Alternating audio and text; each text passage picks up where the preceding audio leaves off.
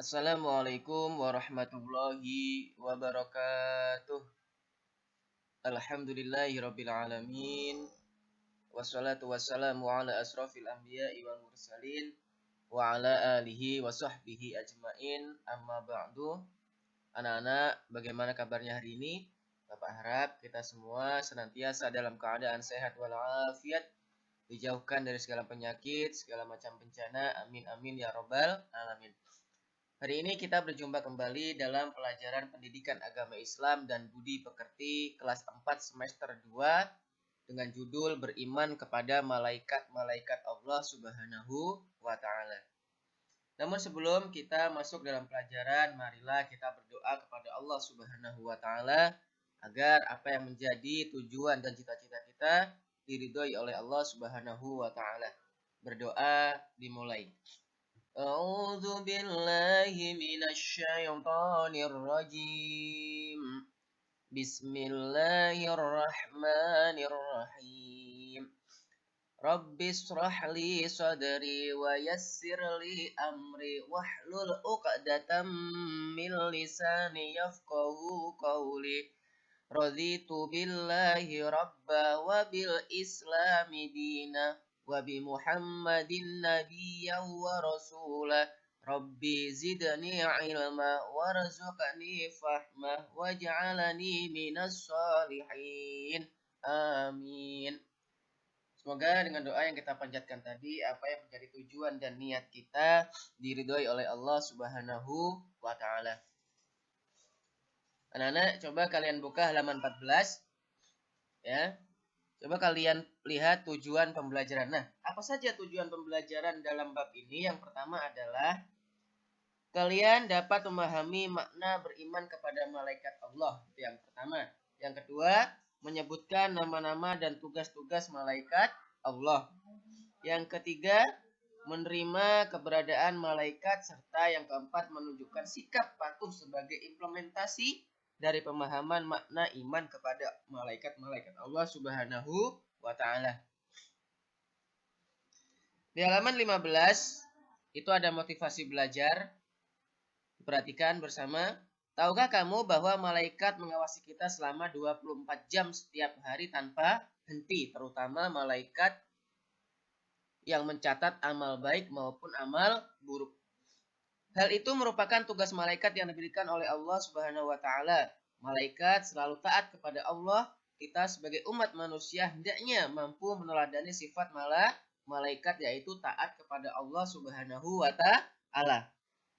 Kita juga harus senantiasa beramal baik dan menjauhi amal buruk, karena setiap amal manusia dicatat oleh malaikat Allah Subhanahu wa Ta'ala.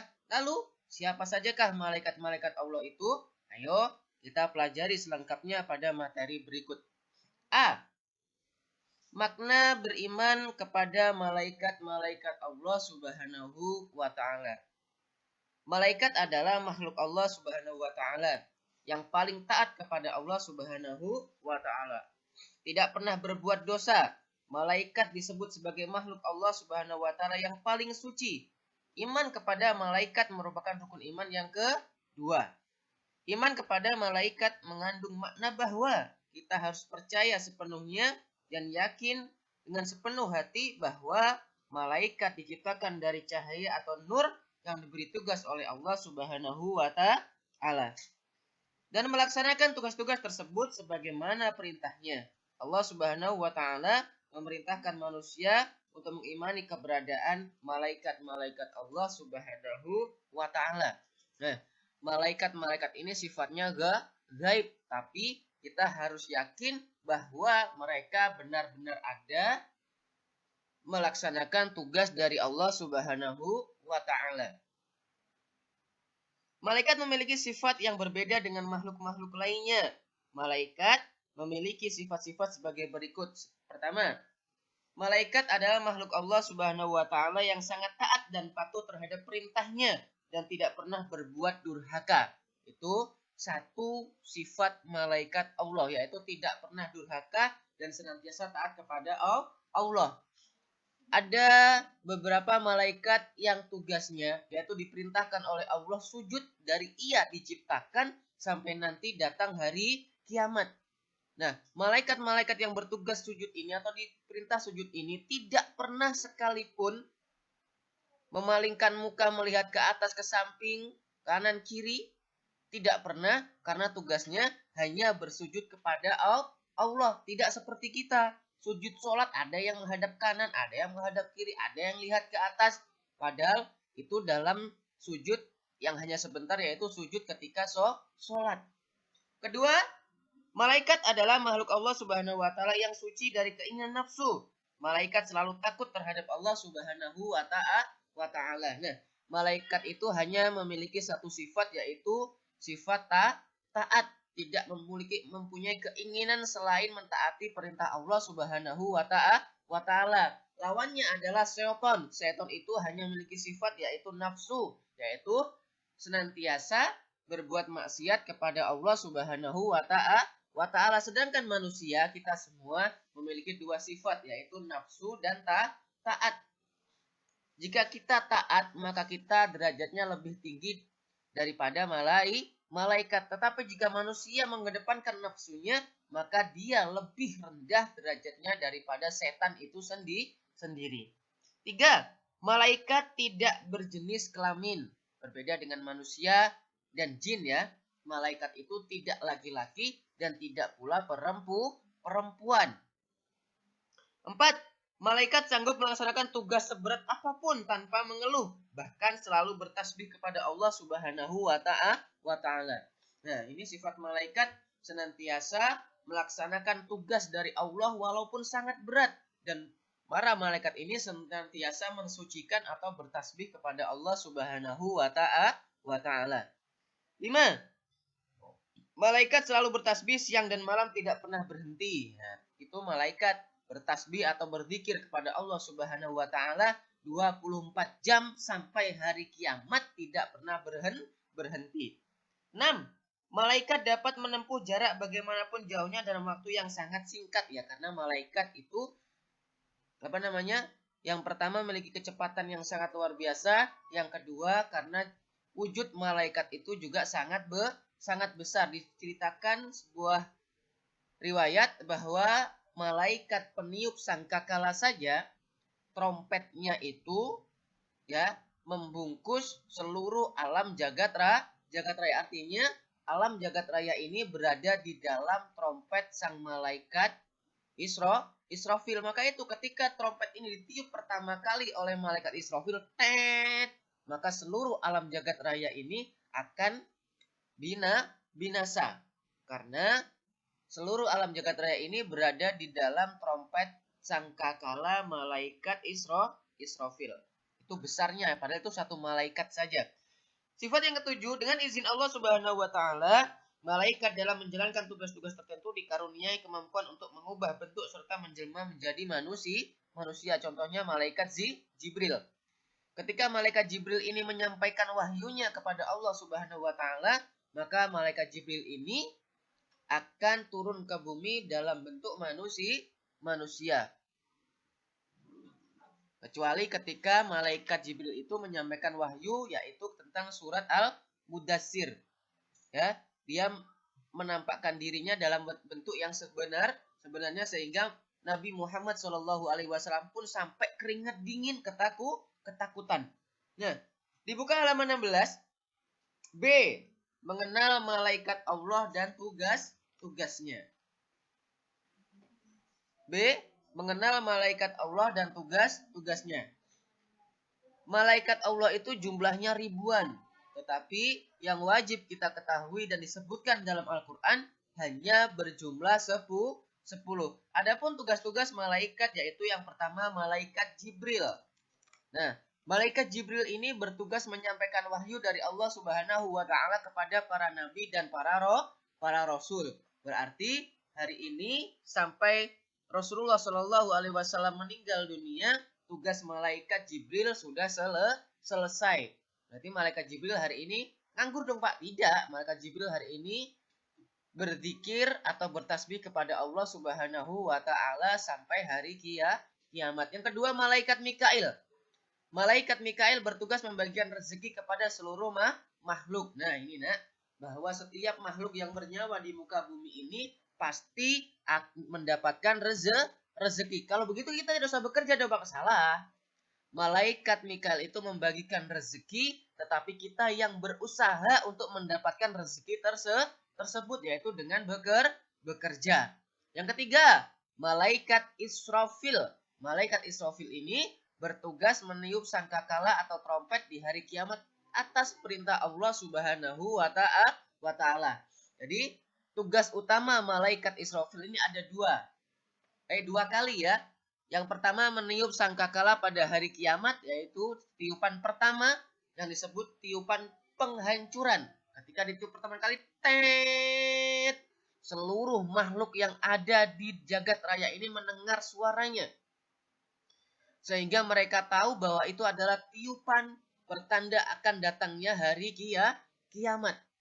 Maka seluruh bumi, seluruh alam semesta ini terhambur, ya seperti bola yang dalam trompet ketika ditiup, maka bola-bola itu akan terhambur saling bertabrakan. Itu trompet yang pertama. Maka seluruh makhluk di alam semesta ini mati, termasuk sang malaikat Israfil. Nah, kemudian setelah mereka mati, semuanya makhluk itu mati kecuali Allah Subhanahu wa Ta'ala. Kemudian Allah menghidupkan makhluknya yang pertama kali, yaitu malaikat Israfil. Setelah mati semuanya, Israfil ini dihidupkan, diberi tugas atau meniup trompet yang kedua kalinya. Ditiuplah trompet yang kedua kalinya, tet, maka itu pertanda dimulainya kehidupan kedua, yaitu kehidupan akhirat. Maka ketika tiupan kedua itu ditiupkan, semua makhluk mulai dari Nabi Adam sampai makhluk yang terakhir akan hidup kembali seperti toge, ya kan? Seperti tumbuhan yang ditanam di tanah kemudian muncul, tapi dalam keadaan yang beda sesuai amal perbuatannya. Ada di dalam riwayat disebutkan ada yang dibangkitkan manusia itu dalam keadaan kepala di bawah, kaki di atas. Ada yang dalam keadaan menyeret perutnya. Ada yang dalam keadaan kepalanya berubah menjadi babi, berubah menjadi kuda, dan lain sebagainya. Yang keempat, malaikat Israel. Malaikat Israel bertugas mencabut nyawa seluruh makhluk. Nah, tugas malaikat Israel ini mencabut nyawa seluruh makhluk. Kasar tidaknya malaikat Israel ini pun juga tergantung dari amal perbuatan manusia. Ketika manusia ini banyak melakukan perbuatan yang baik atau amal baiknya sangat banyak, maka malaikat Israel ini akan datang dalam rupa yang baik, dalam rupa yang bagus, mengucapkan salam, assalamualaikum. Kemudian malaikat Israfil ini pun menampakkan atau memperlihatkan telapak tangannya, yang dimana ketika orang yang hendak meninggal ini melihat telapak tangan malaikat Israel ini, dia seakan-akan melihat tempat kembalinya, yaitu surga. Oleh karena itu banyak ulama-ulama yang meninggal dalam keadaan tersenyum. Tetapi ketika seorang ini banyak amal buruknya, maka malaikat Israel ini akan menampakkan diri dalam keadaan yang sangat mengerikan. Memperlihatkan kepada manusia yang akan meninggal itu tempat kembalinya, yaitu neraka. Maka ketika itu banyak sekali manusia-manusia yang akan meninggal dalam keadaan yang kesakitan, teriak-teriak, dan lain sebagainya. Yang kelima, malaikat mungkar. Malaikat mungkar bertugas menanyakan dan melakukan pemeriksaan keimanan dan amal perbuatan manusia di alam kubur bersama dengan malaikat nakir. Ya, ini datang ke kuburan atau ke makam sama dengan malaikat Israel.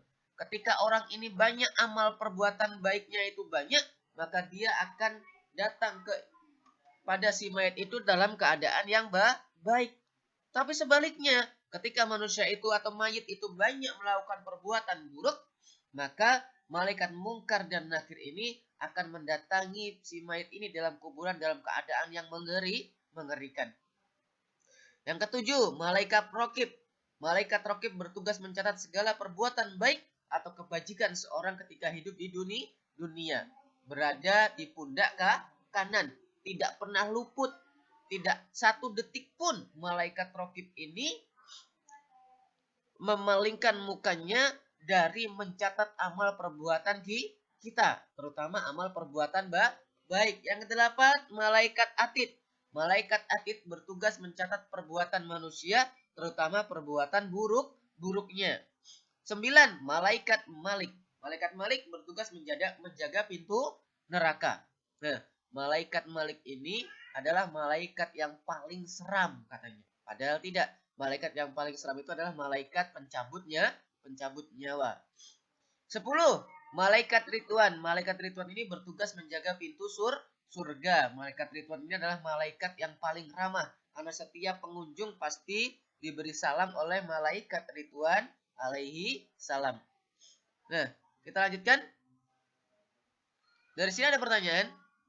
Kalau tidak ada pertanyaan, mari kita lanjutkan di halamannya, yaitu halaman 13. Halaman berapa ini? Oh, halaman 18. Yang C, menerima keberadaan malaikat Allah. Sebagai manusia, kita diperintahkan untuk menerima keberadaan malaikat-malaikat Allah Subhanahu wa Ta'ala. Di antaranya dengan cara meyakini bahwa setiap saat ada malaikat yang mencatat perbuatan kita dan Allah akan memberikan balasannya. Senantiasa mengingat kematian dan senang mengerjakan perbuatan yang pelakunya didoakan malaikat Allah Subhanahu wa Ta'ala. Sebagai seorang siswa, kamu harus giat menuntut ilmu. Kamu harus yakin bahwa Allah Subhanahu wa Ta'ala akan memberikan ilmunya melalui malaikatnya bagi yang sedang bekerja. Mereka juga harus yakin bahwa Allah Subhanahu wa Ta'ala akan memberikan rezeki melalui malaikatnya. Malaikat-malaikat Allah Subhanahu wa Ta'ala selalu mengawasi perbuatan manusia, akan tetapi ada beberapa tempat atau rumah yang tidak dimasuki oleh malaikat. Nah, apa saja itu? Tempat apa saja itu yang tidak mau dimasuki oleh malaikat? Ada banyak. Yang pertama, salah satunya adalah kamar kecil atau WC. WC itu malaikat tidak mau memasukinya. Kedua, tempat di mana ada gambar anjing, ada gambar babi, ada gambar yang menyerupai hewan atau manusia. Itu malaikat tidak mau memasukinya. Kita lanjutkan yang D. Halaman 19.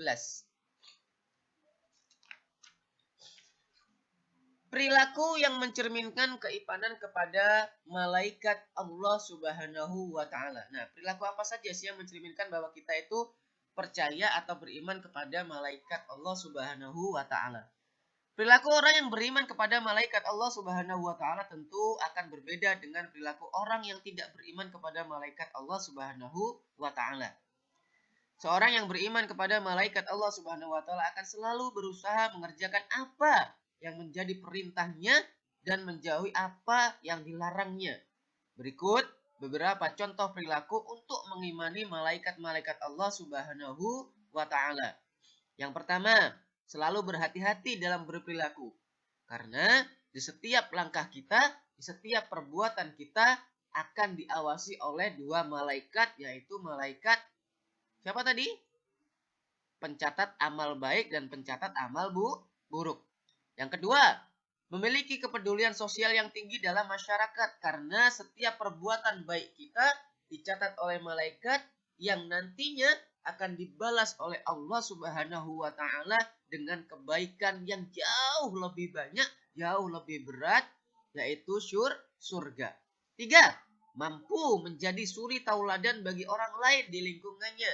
Karena apa? Karena setiap perbuatan baik kita yang diikuti oleh orang lain, ingat, setiap perbuatan baik kita yang diikuti oleh orang lain, maka kita akan mendapatkan pahala sama dengan orang yang mengikuti kita tanpa mengurangi pahalanya. Begitu juga perbuatan buruk. Seseorang yang melakukan perbuatan buruk karena mengikuti kita, maka kita pun akan mendapatkan dosa yang sama seperti orang yang melakukan perbuatan buruk itu karena mengikuti perbuatan buruk kita. Yang keempat, selalu berusaha untuk memperbaiki diri sendiri dari waktu ke waktu. Karena apa? Karena malaikat maut datangnya tidak pernah kita ketahui ya, sewaktu-waktu datang untuk menjemput ajal kita, maka ketika kita tidak siap atau dalam melakukan kemaksiatan, maka kita akan dicatat meninggal dalam keadaan su'ul khatimah. Yang kelima, senantiasa berpikir positif terhadap berbagai kejadian yang terjadi di sekitarnya. Karena apa? Karena setiap kejadian di dunia ini tidak luput daripada pengawasan atau pengetahuan Allah Subhanahu wa ta'ala. Dari sini anak-anak ada yang ditanyakan? Jika tidak ada yang ditanyakan, semoga apa yang Pak Guru sampaikan di pelajaran kedua ini dapat kita fahami bersama-sama sehingga menambah pengetahuan kita, menambah khasanah keilmuan kita, memperbaiki akhlak-akhlak kita. Amin amin ya robbal alamin. Akhirul kalam, ihdinas siratal mustaqim. Assalamualaikum warahmatullahi wabarakatuh.